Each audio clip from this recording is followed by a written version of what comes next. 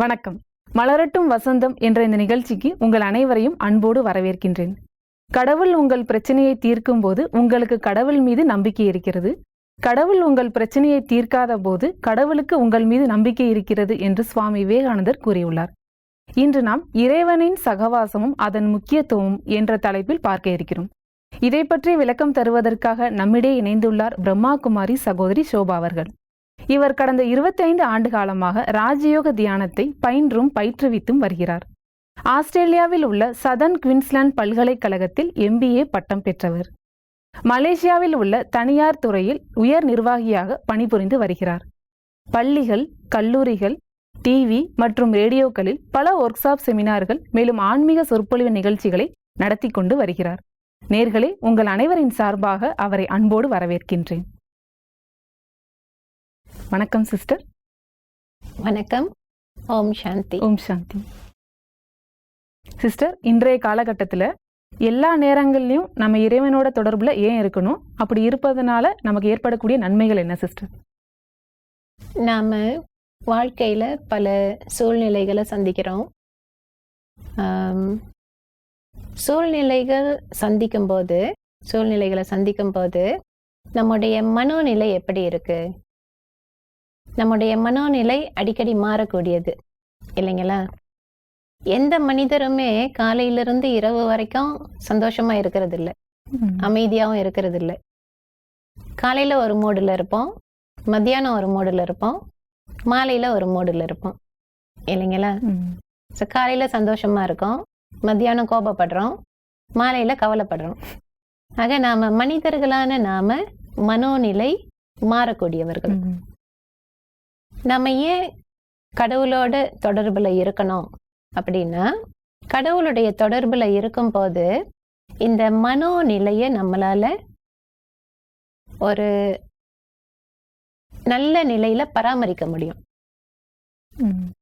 இப்போ நாம ஒரு பார்ட்டிக்கு போறோம், ஒரு விருந்து நிகழ்ச்சிக்கு போறோம், ஒரு பர்த்டே பார்ட்டி நடக்குது. அன்னைக்கு உங்களுக்கு பார்ட்டிக்கு போடுற மூடு இல்லை. உங்களுக்கு எதுக்கு போனோம், கூப்பிட்டுட்டாங்களே போய் தலையை காட்டிட்டு வருவோம், அந்த ஒரு மூடில் இருக்கீங்க. பார்ட்டி மூடு உங்களுக்கு இல்லை. நீங்க போறீங்க பார்ட்டிக்கு. அங்க பார்ட்டி நடந்துகிட்டு இருக்கு, விருந்து நடந்துகிட்டு இருக்கு, நல்ல உணவு வகைகள், நல்ல இசை, நல்ல பாடல் ஒழிச்சுக்கிட்டு இருக்கு. எல்லாரும் ரொம்ப சந்தோஷமா இருக்காங்க. கொஞ்ச நேரத்துல கேக் வெட்டுறாங்க, எல்லாரும் ஆடி பாடி ரொம்ப சந்தோஷமா அந்த பிறந்தநாள் நிகழ்ச்சியை கொண்டாடுறாங்க. அந்த சூழ்நிலையில நீங்க எப்படி இருப்பீங்க?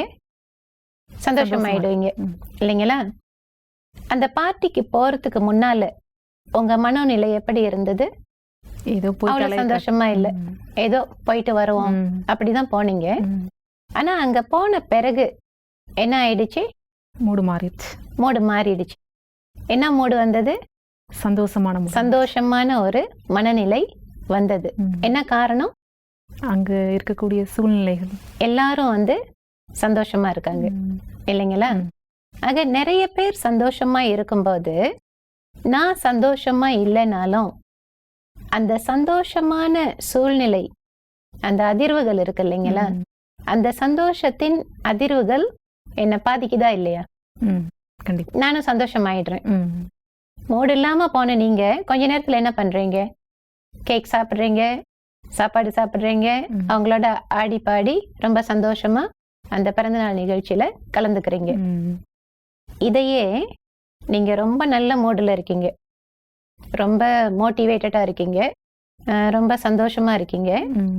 திடீர்னு உங்களுக்கு ஒரு செய்தி வருது, உங்களுக்கு மிக நெருங்கிய ஒரு உறவினர் இறந்து விட்டார் அப்படின்னு செய்தி வருது. அப்ப நீங்க என்ன மூடுல இருந்தீங்க? சந்தோஷமான மூடுல இருந்தனா அப்ப மூட் ஆஃப் ஆயி. சந்தோஷமான மூடுல இருந்தீங்க, ரொம்ப ஸ்ட்ராங்கா இருந்தீங்க. நீங்க போறீங்க, அந்த மரண இல்லத்துக்கு போறீங்க. அங்க சூழ்நிலை எப்படி இருக்கு? உங்களுக்கு மிக நெருங்கிய உறவினர் இறந்து கிடக்குறாரு. சுற்றிலும் நண்பர்கள், உறவினர்கள் எல்லாரும் உட்கார்ந்து இருக்காங்க. எல்லாரும் என்ன செஞ்சிட்டு இருக்காங்க? அழுகுவாங்க, கவலையா இருக்காங்க, துக்கத்துல இருக்காங்க, அழுது புலம்புறாங்க. நீங்க என்ன மூடோட அங்க போனீங்க? நீங்க சந்தோஷமா தான் இருந்தீங்க, தைரியமா தான் இருந்தீங்க. அங்க போன பிறகு உங்க மனநிலை என்னவா ஆகுது? துக்கமான மனநிலை மாறி துக்கமாயிடுது இல்லைங்களா? அப்போ உங்க மனம் எப்படி சிந்திக்குது? இவ்வளவு நாள் இருந்தாரு, போயிட்டாரு, இனிமே எப்ப வர பாக்குறது? உங்களோட மற்ற உறவினர்களும் உங்களை வந்து கட்டி பிடிச்சிட்டு அழறாங்க. நீங்க என்ன பண்றீங்க? நானும் அழறீங்க இல்லைங்களா? அப்ப உங்க சந்தோஷமான மனநிலை என்ன ஆயிடுச்சு?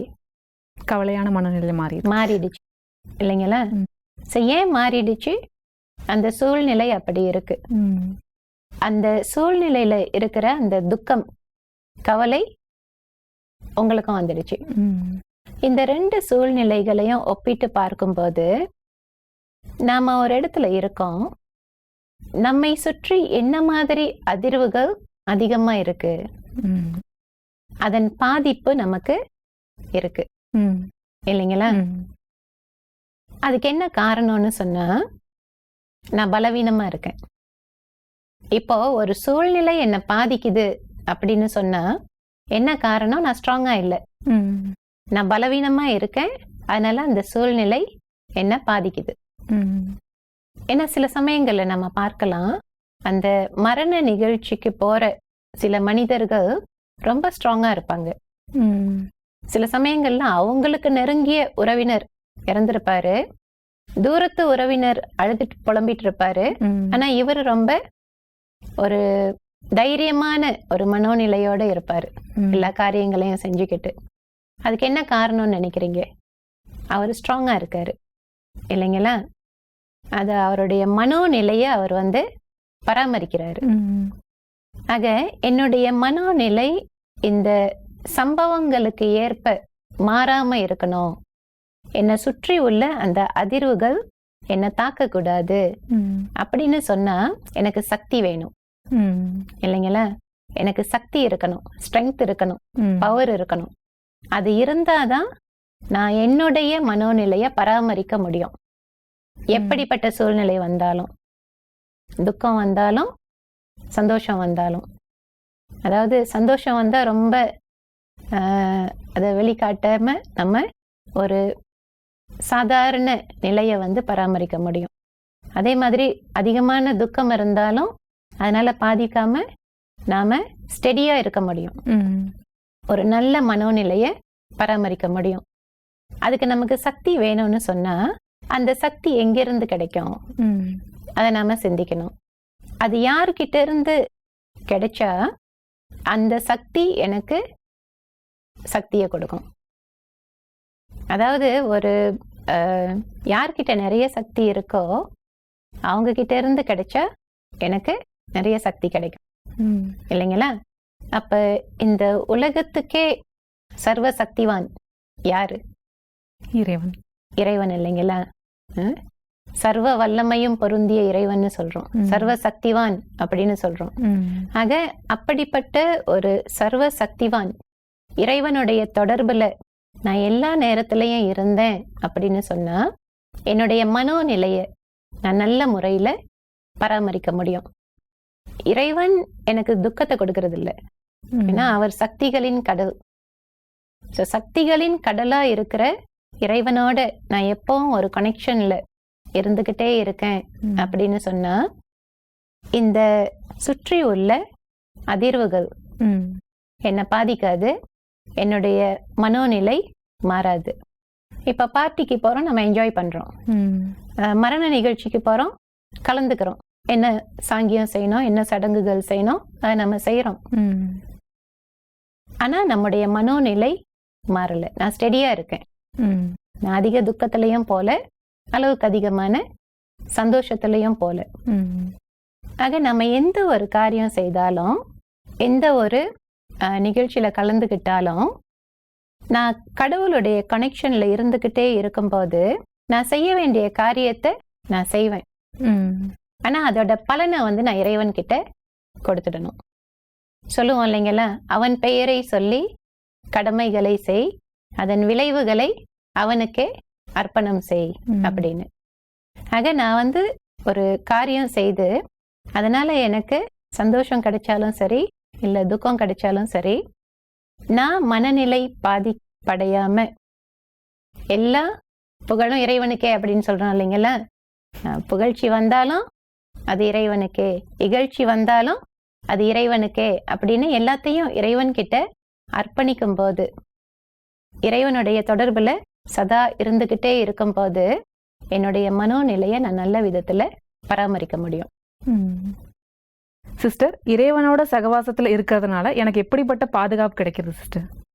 இப்போ சகவாசம் அப்படின்னு சொல்லும் பொழுது கம்பெனி அப்படின்னு சொல்லுவோம் இல்லைங்களா? நமக்கு நிறைய கம்பெனி இருக்கு. கம்பெனி அப்படின்னு சொல்லும் பொழுது எது கூட நம்ம அதிகமான நேரத்தை செலவு பண்றோமோ அது நமக்கு கம்பெனி ஆயிடுது. இன்னைக்கு உலகத்துல நம்ம எடுத்துக்கிட்டோம்னு சொன்னா எது கூடலாம் நம்ம நேரத்தை அதிகமா செலவு பண்றோம்? மொபைல், வாட்ஸ்அப், ஃபேஸ்புக், இப்படி என்டர்டெயின்மெண்ட் இல்லைங்களா?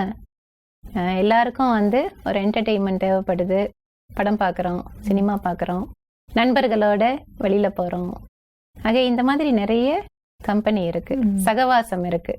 ஆனா இந்த சகவாசம் எல்லாம் எனக்கு பாதுகாப்பு கொடுக்குமா? மனித உறவுகள் இல்ல பொருட்களோட இல்ல சூழ்நிலைகளோட நாம கொண்டிருக்கிற சகவாசம் நமக்கு பாதுகாப்பு கொடுக்காது. அந்த ப்ரொடெக்ஷன் வந்துட்டு கிடைக்காது. அந்த பாதுகாப்பு வேணும் அப்படின்னு சொன்னா அது இறைவனால மட்டும்தான் கொடுக்க முடியும். நாம மகாபாரத கதையில வர ஒரு காட்சியை எடுத்துக்குவோம். பாஞ்சாலி இருந்தாங்க இல்லைங்களா? அவங்க ஒரு சபையில அவமானப்படுத்தப்பட்டாங்க.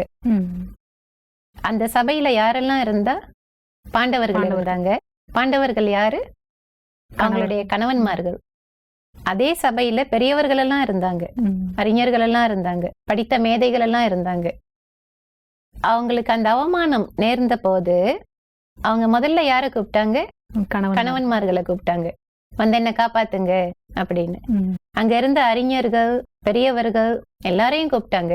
யாராவது வந்து காப்பாத்துனாங்களா? இல்ல.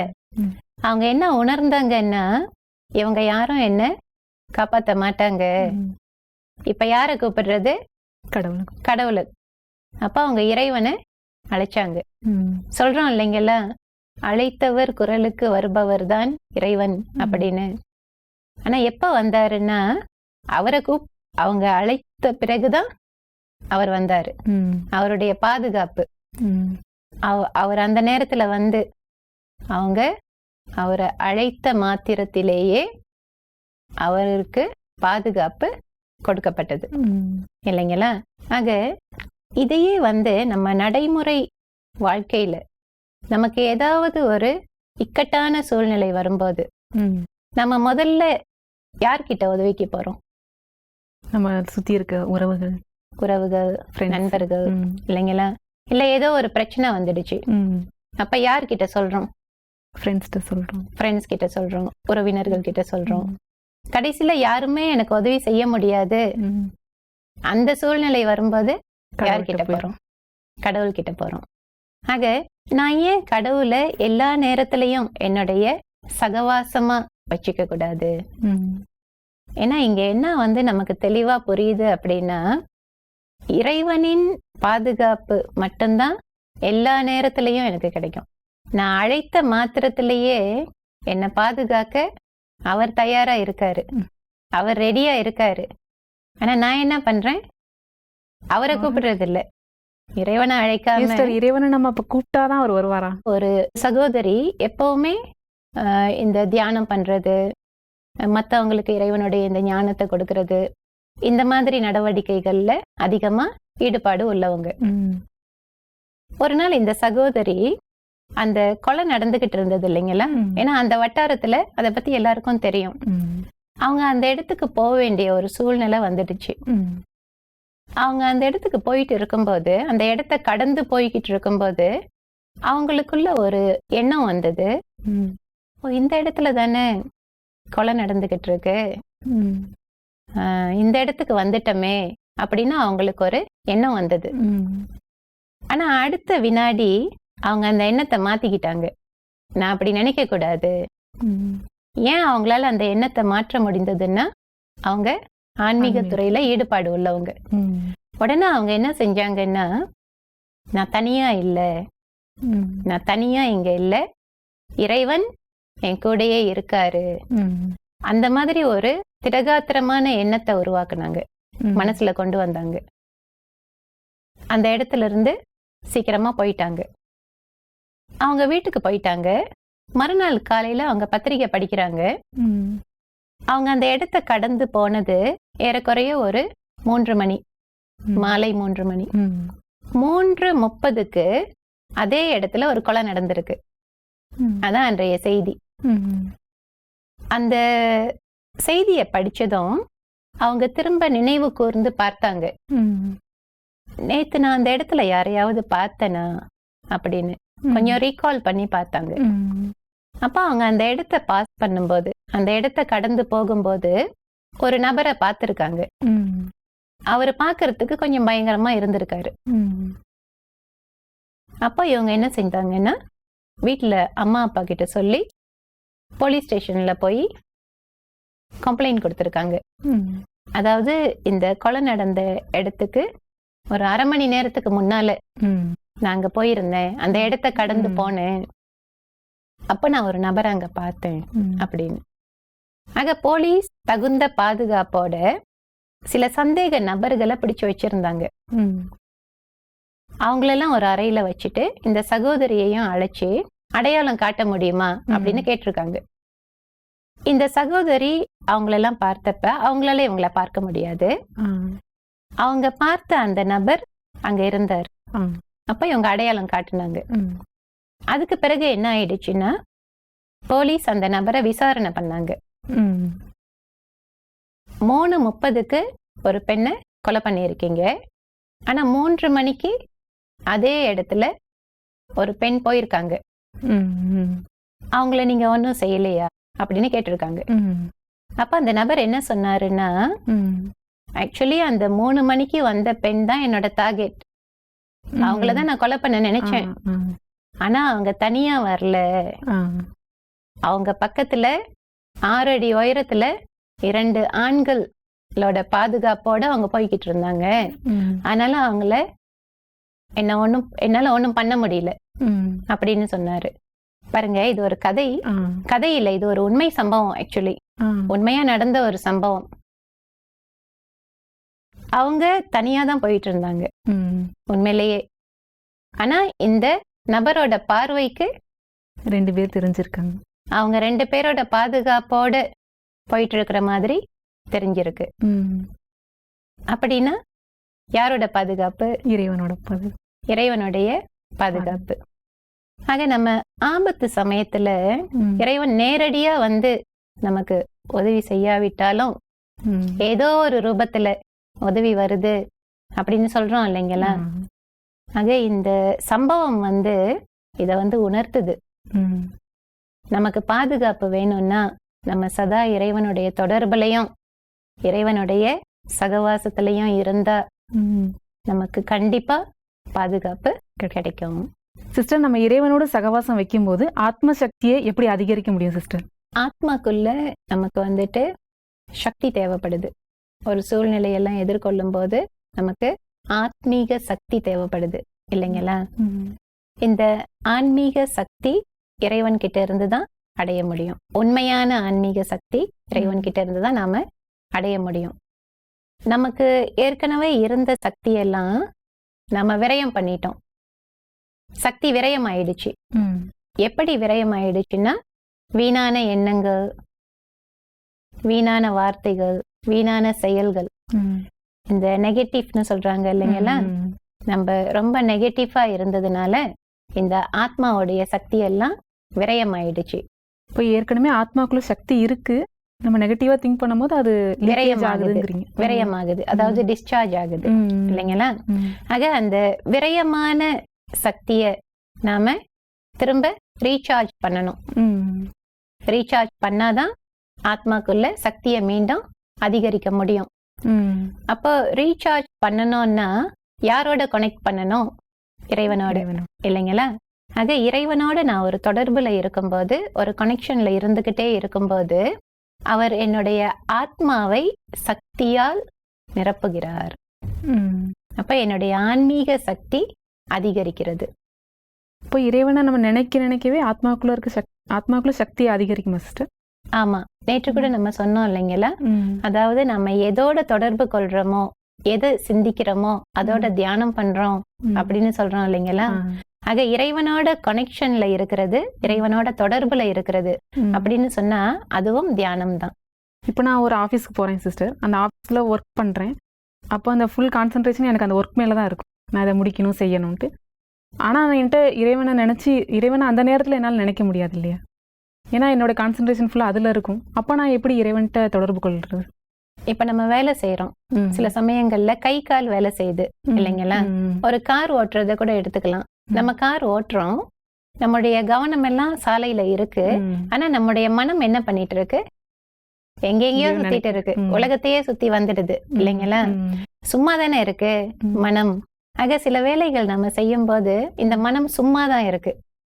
அப்படி இருக்கிற மனதை நாம இறைவன் கிட்ட செலுத்தலாம். கை கால்கள் காரியங்களை செய்து, ஆனா மனதை நாம இறைவன் கிட்ட செலுத்துறோம். அப்போ அந்த ஆன்மீக சக்தியும் அதிகரிக்கும், நாம செய்யற அந்த வேலை இருக்கு இல்லைங்களா, அதோட குவாலிட்டியும் நல்லா இருக்கும், அதோட தரமும் வந்துட்டு நல்லா இருக்கும். ஆக நாம எல்லா நேரத்திலயும் இறைவனோட ஒரு கனெக்ஷன்ல இருந்துகிட்டே இருந்தோம்னு சொன்னா ஆன்மீக சக்தியை அதிகரிக்க முடியும். சிஸ்டர், இறைவனின் சகவாசத்தின் முக்கியத்துவத்தை பற்றி மிக அழகாகவும் தெளிவாகவும் எடுத்து கூறினீர்கள். இந்த நிகழ்ச்சிக்கு வந்து கலந்து கொண்டதற்கு மிக்க நன்றி. வணக்கம். நன்றி, வணக்கம். என்ன நேயர்களே, நிகழ்ச்சியை பார்த்தீங்களா? இறைவனோடு நாம் தொடர்பு வைக்கும்போது நமக்கு ஆத்மீக சக்தி அதிகரிக்கிறது என்பதை பற்றி தெரிந்து கொண்டோம். மேலும் நமக்கு எல்லா நேரங்களிலும் நிரந்தரமான உறவு இறைவன் மட்டும்தான். ஏனென்றால் அவர்தான் நமது அனைத்து சோகங்களையும் நீக்கி சந்தோஷத்தை மட்டுமே கொடுக்கக்கூடியவர் என்பதை பற்றியும் தெரிந்து கொண்டோம். இந்த நிகழ்ச்சி இதோடு நிறைவு பெறுகிறது. மீண்டும் மற்றொரு நிகழ்ச்சியில் உங்களை சந்திக்கும் வரை நன்றி கூறி விடைபெறுகிறேன். நன்றி, வணக்கம்.